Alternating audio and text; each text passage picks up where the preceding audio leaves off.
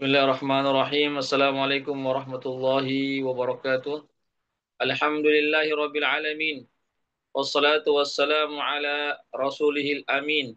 Wa ala alihi wa sahbihi wa sallim amma ba'd. Ikhwatal Islam rahimakumullah.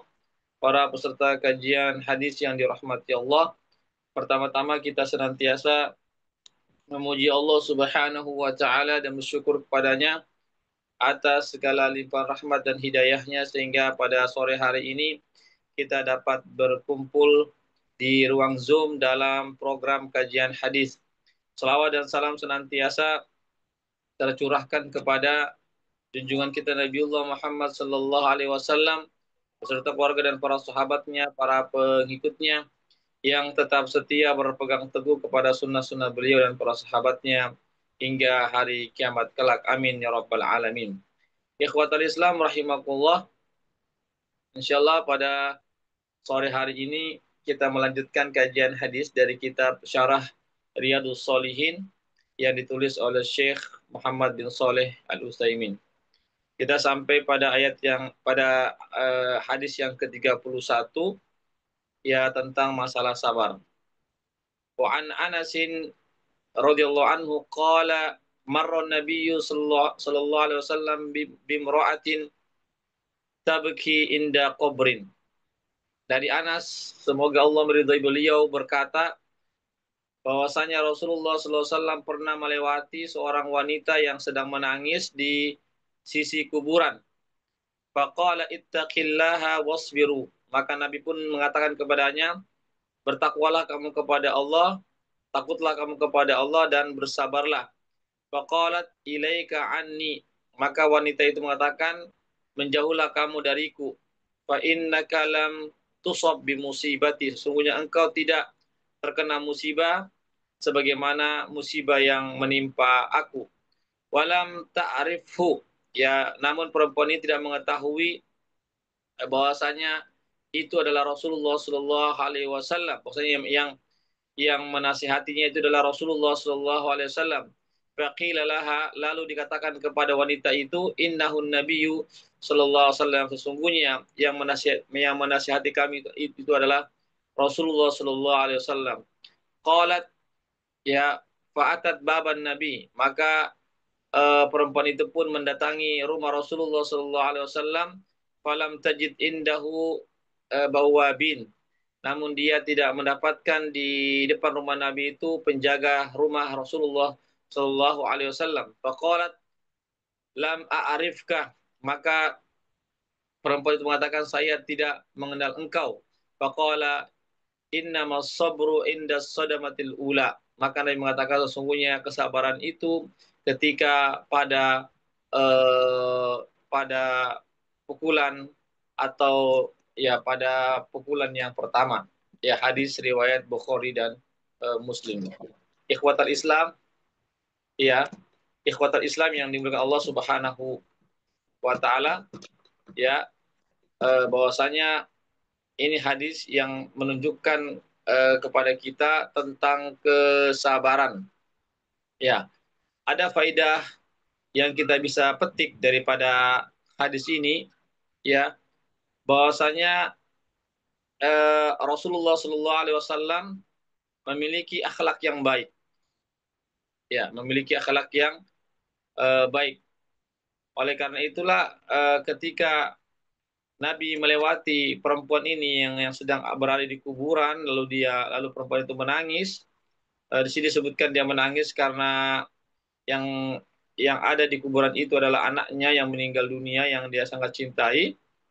Dia pun menangis, maka Nabi pun memberikan nasihat kepada sang ibu itu untuk bertakwa, untuk takut kepada Allah Subhanahu wa taala dan bersabar atas musibah yang menimpanya. Ya, ikhwatal Islam, azakumullah, itu ya terkait tentang apa namanya tentang faidah hadis yang bisa kita apa namanya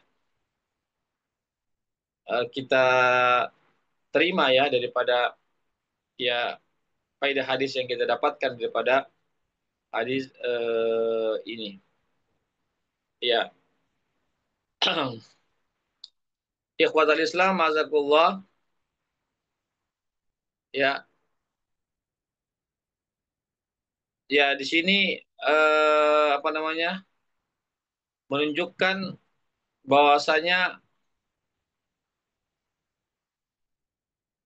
ya seorang muslim ya harus bersabar atas musibah yang menimpanya.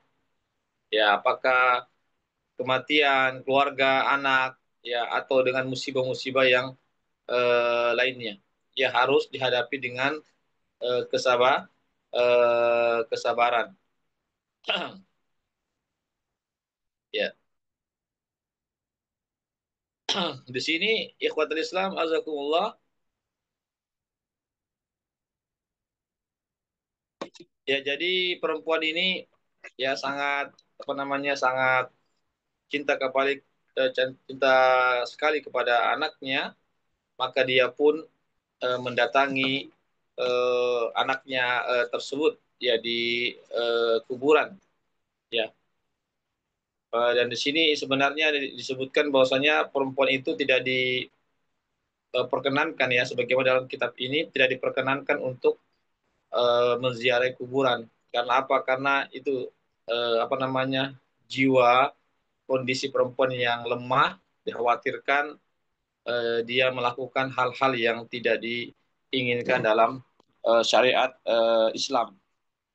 Oleh karena itulah sehingga perempuan pun tidak diperkenankan untuk datang ke kuburan. Ya, ikhwatul Islam, azakumullah. Ya, jadi eh, sesungguhnya kata Nabi, kesabaran itu ketika awal pertama turunnya musibah. Ya, jadi kesabaran, maksudnya kesabaran yang bernilai pahala di sisi Allah. Ya, jika kita hadapi kesabaran itu ketika kita hadapi musibah yang pertama kali menimpa kita itu, ya ketika musibah datang kepada kita, maka kita hadapi dengan kesabaran. Itulah kesabaran yang mendatangkan pahala. Ya, adapun kita sabar tetapi bukan pada peristiwa yang pertama yang menimpa kita, ya maka itu bukanlah dikatakan kesabaran. Ya, jadi maksudnya begini. Maksudnya kalau ada musibah yang menimpa kita, maka kita harus segera sabar pada saat itu. Bukan nanti setelah beberapa hari berlalu musibah itu baru kita sabar. Bukan itu, tapi ketika awal turunnya musibah menimpa kita, ya kita mesti bersabar pada saat itu. Ya, bukan bukan nanti setelah berlalu beberapa hari dari peristiwa tersebut, dari musibah yang menimpa kita lalu kita bersabar, bukan itu kesabaran yang mendatangkan pahala di sisi Allah Subhanahu wa taala. Kenapa kesabaran yang pertama itu yang bernilai pahala? Ya karena tentu kesabaran yang pertama itulah kesabaran yang membutuhkan perjuangan, membutuhkan pengorbanan. Ya, karena tentu setiap kita pasti tidak menginginkan adanya musibah yang menimpa kita. Ya tentu namanya musibah ya datangnya tiba-tiba tanpa kita prediksikan terlebih dahulu, tanpa kita ketahui tiba-tiba langsung menimpa kita.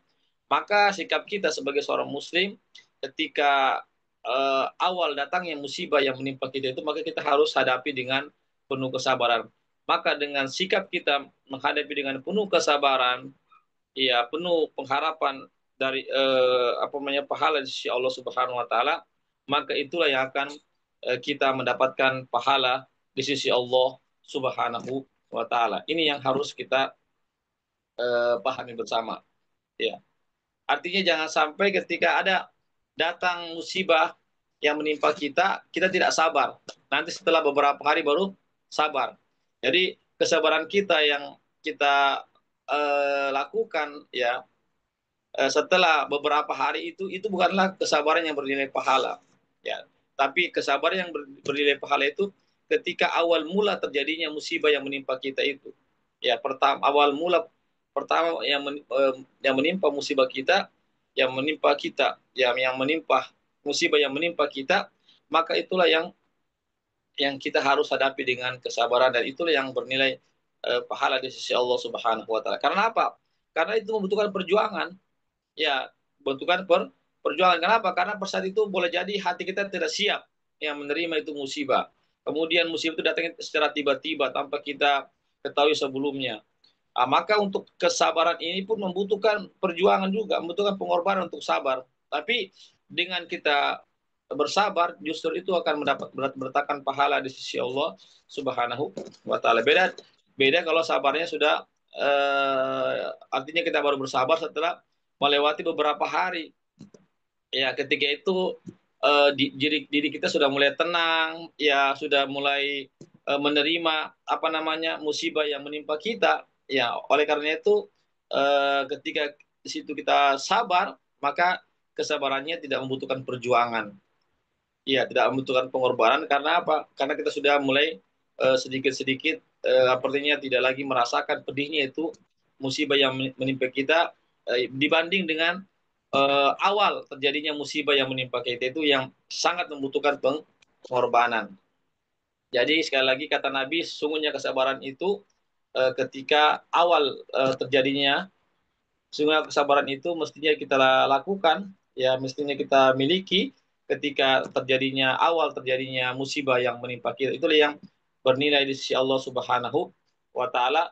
Itulah yang Nabi sampaikan kepada perempuan tersebut, ya bahwasanya harus dihadapi dengan penuh kesabaran atas musibah yang menimpa kita. Ya, baik kita lanjutkan. Ikhwatal Islam azakumullah. Ya,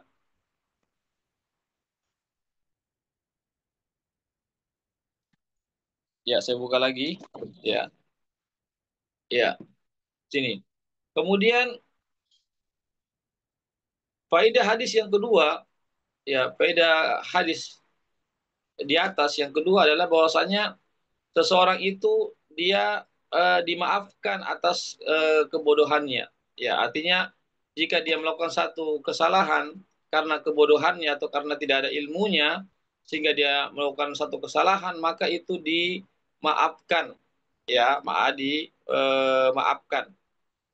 Ya, sebagaimana perempuan tersebut, ya dia melakukan hal-hal yang tidak baik terhadap Nabi, ya karena Nabi menasihati dengan baik-baik, tapi perempuan itu justru membalasnya dengan perkataan yang kurang baik. Tapi perempuan ini tetap dia ada uzur, dimaafkan, ya, tidak mendapatkan satu dosa ataupun kesalahan, ya tidak mendapatkan satu hukuman. Kenapa? Karena wanita itu tidak mengetahui bahwasanya yang menasihati itu adalah Rasulullah Shallallahu Alaihi Wasallam. Ya, ya. Seandainya yang dia mengetahui bahwasanya itu adalah Rasulullah Shallallahu Alaihi Wasallam, maka dia tidak mungkin mengucapkan kata-kata yang demikian. Ya, jadi di sini oleh karena itulah sehingga Rasulullah SAW pun memaafkan perempuan tersebut, ya tidak memberikan hukuman atau apanya mengucapkan kata-kata yang tidak pantas kepada perempuan tersebut, karena perempuan tersebut adalah orang yang jahil, orang yang bodoh atau tidak mengetahui hukum, ya atau tidak mengetahui keadaan yang terjadi pada saat itu, bahwasanya yang menasihatinya adalah Rasulullah Shallallahu Alaihi Wasallam. Ya, jadi di sini faedah yang ketiga, bahwasanya tidak sepantasnya seseorang yang dibutuhkan oleh orang banyak itu memiliki apa namanya pengawal-pengawal di depan rumahnya. Ya, kenapa tidak sepantasnya dia memiliki pengawal-pengawal di depan rumahnya? Ya karena dia adalah orang yang sangat dibutuhkan oleh rakyatnya, oleh warganya, oleh masyarakatnya. Kalau ada pengawal-pengawal, boleh jadi warganya itu tidak bisa menyampaikan keinginannya secara langsung kepada eh, pemimpin tersebut. Ya, sebagaimana Nabi kita Muhammad SAW tidak memiliki pengawal-pengawal, rumahnya tidak ada yang menjaganya. Artinya orang kapan saja bisa bertemu dengan Rasulullah SAW. Dan Rasulullah SAW adalah pemimpin umat, ya. Jadi siapa saja bisa bertemu langsung dengan Nabi, bisa berdialog, bisa menyampaikan hajat-hajatnya kepada Nabi tanpa melalui perantara-perantara atau pengawal-pengawal yang beliau persiapkan. Ya, jadi begitu juga semestinya seorang pemimpin, ya, sebenarnya semestinya tidak ada gap antara dia dengan warganya, dengan masyarakatnya. Artinya masyarakatnya bisa kapan saja mau menyampaikan keluhan-keluhannya, keinginan-keinginannya kepada sang pemimpin. Ya, kecuali kalau dikhawatirkan, ya, banyaknya orang yang mendatangi rumah pemimpin itu sehingga membuat pemimpin itu menjadi kesusahan. Nah, itu maka itu membutuhkan cara yang lain. Tapi selama orang-orang tidak eh, berjubel-jubel, ya, artinya tidak tumpuk-tumpuk datang ke rumah pemimpin, maka hukum asalnya tidak perlu ada pengawal-pengawal yang menjaga rumah tersebut, supaya warga itu bisa bertemu langsung dengan para pemimpinnya, menyampaikan segala unek-uneknya. Ikhwatul Islam, azakumullah. Faedah yang berikutnya daripada hadis ini bahwasanya kesabaran yang dipuji pelakunya, ya, pelaku yang atau orang yang bersabar itu dipuji oleh Allah adalah kesabaran ketika awal terjadinya musibah yang menimpanya. Ya, artinya ketika eh, awal terjadinya musibah itu lalu dia sikapi dengan kesabaran, itulah kesabaran yang dipuji oleh Allah Subhanahu wa taala sebagaimana yang dikatakan oleh Rasulullah Shallallahu alaihi wasallam. Ya. Kemudian yang berikutnya, faedah hadis yang berikutnya, ya, bahwasanya, ya, menangis itu di sisi kuburan itu tidak menafikan kesabaran. Ya, tidak menunjukkan bahwasanya dia itu tidak sabar. Artinya seseorang itu boleh saja dia menangis, ya, itu namanya menangis, ya, satu fitrah, ya. Nabi saja pernah menangis, ya, ketika cucunya meninggal, ya, Nabi pun menangis, ya. Bahkan juga ketika apa namanya anaknya meninggal, Nabi juga menangis. Anak kecil beliau itu Ibrahim, beliau juga menangis, mengeluarkan air mata. Jadi dan beliau tetap bersabar. Ya, jadi tangisan itu tidak menunjukkan bahwasanya orang yang menangis itu orang yang tidak sabar. Bukan begitu maksudnya. Ya, artinya bisa saja orang itu tetap bersabar dan dia juga menangis. Karena menangis ini adalah fitrah, ya. Bentuk kasih sayang seseorang kepada seseorang yang dia cintai karena kepergiannya, dan atau kepada sesuatu yang dia cintai lalu hilang atau pergi, maka dia pun menangis. Itu suatu yang fitrah, ya, sebagaimana Nabi juga pernah menangis, ya. Yang terlarang kalau sampai meratap itu kalau menampar-nampar pipi, wajah, ya, menarik-narik rambut, memukul-mukul badan, apa namanya, merobek-robek pakaian, kemudian mengucapkan kata-kata yang tidak baik, ya, itu, ya, itu yang disebut dengan ratapan, ya. Itu ratapan terlarang dalam Islam. Adapun menangis, tangisan, keluar air mata itu perkara yang boleh-boleh saja. Ya, karena begitulah namanya manusia fitrah, ya. Manusia sayang kepada sesuatu, sayang kepada anak dan keluarganya. Ikhwatal Islam, azakumullah, ya. Ya, jadi di sini, Jadi, di sini kita, seandainya kita misalnya memiliki keluarga yang sudah meninggal dunia, tidak mesti kita harus selalu datang ke kuburan mendoakannya. Ya, cukup kita di rumah saja, kita bisa mendoakan karena doanya orang Muslim itu sampai, meskipun dia tidak mesti harus datang berulang-ulang kali ke kuburan, ya, ke kuburan keluarganya, kerabatnya, orang tuanya atau yang semisalnya. Cukup dia di rumah saja berdoa, mendoakan orang tuanya yang meninggal dunia, mendoakan keluarganya, anaknya atau kerabatnya, itu sudah sampai doanya, ya. itu sudah sampai doanya. Ya, ikhwatul Islam, a'azakumullah. Ya, jadi sekali lagi ya, bahwasanya sini disebutkan ya ini.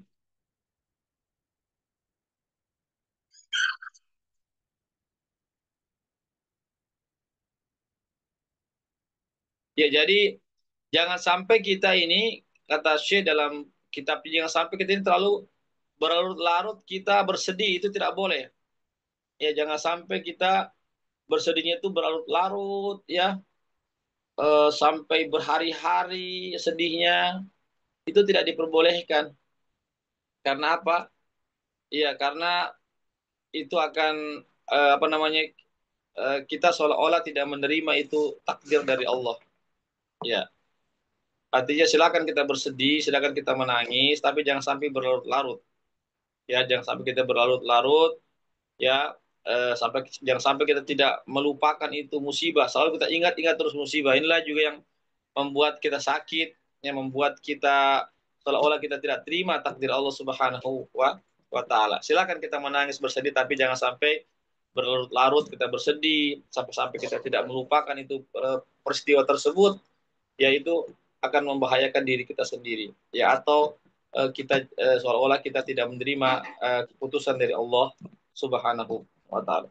Ya, barangkali ini yang bisa kami sampaikan terkait tentang kesabaran, ya, khususnya ketika ada musibah yang menimpa kita, kematian kerabat kita, anak kita, atau yang semisalnya, maka kita harus hadapi dengan kesabaran.